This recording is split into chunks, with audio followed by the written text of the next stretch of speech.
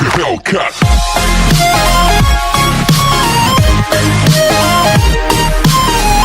प्रधानमंत्री नरेंद्र मोदी की personal website का ट्विटर अकाउंट हैक कर लिया गया है। हैकर ने कोविड-19 रिलीफ फंड के लिए डोनेशन में बिटकॉइन की मांग की। हालांकि तुरंत ये ट्वीट्स डिलीट कर दिए गए। पीएम मोदी की पर्सनल वेबसाइट का ट्विटर अकाउंट पर एक मैसेज लिखा गया, मैं आप लोगों से अपील करता हूं कि कोविड-19 के लिए बनाए गए पीएम मोदी रिलीफ फंड में डोनेट करें। एक और ट्वीट में हैकर ने लिखा, यह अकाउंट जॉन विक ने हैक किया है, हमने पेटीएम मॉल हैक नहीं किया है। हालांकि अब ये ट्वीट डिलीट कर दिए गए हैं। प्रधानमंत्री नरेंद्र मोदी की पर्सनल वेबसाइट का ट्विटर अकाउंट जो है उसके 25 लाख से ज़्यादा फॉलोअर है। आप इस तस्वीर में देखेंगे वो मैसेज लिखा हुआ आ रहा है।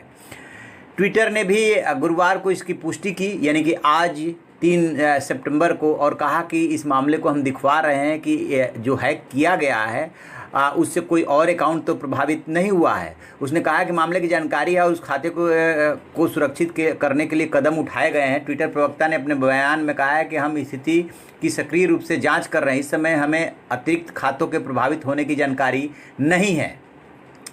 आपको बता दें कि पेटीएम मॉल के डेटा चोरी में जॉन विक ग्रुप का ही नाम आया था। साइबर सिक्योरिटी फर्म साइबल ने 30 अगस्त को दावा किया था कि जॉन विक ग्रुप ने पेटीएम मॉल का डेटा चोरी किया।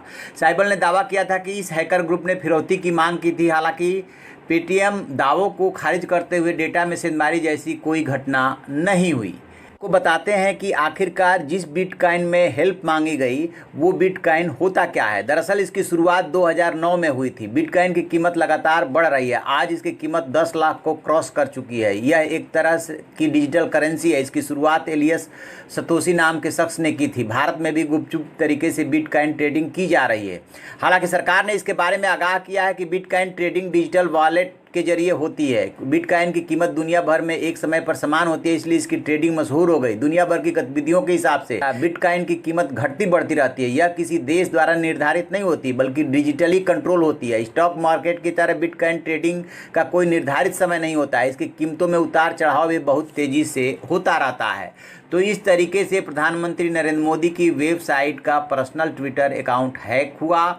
थोड़ी देर बाद ही उसे पकड़ लिया गया और अब ट्विटर ने कहा है, ट्विटर के प्रवक्ता ने, कि इस मामले को हम इन्वेस्टिगेट करा रहे हैं, देख रहे हैं कि कैसे हुआ और कोई उनका अकाउंट तो प्रभावित नहीं हुआ है, वो तो जांच होती रहेगी। लेकिन फ़िलहाल ये बड़ी बात यह है कि यदि उनकी वेबसाइट का ट्विटर अकाउंट हैक हो रहा है तो कैसे हुआ और कैसे जो साइबर अटैकर्स हैं वो अटैक कर रहे हैं, यानी कि ये एक बहुत बड़ी समस्या है।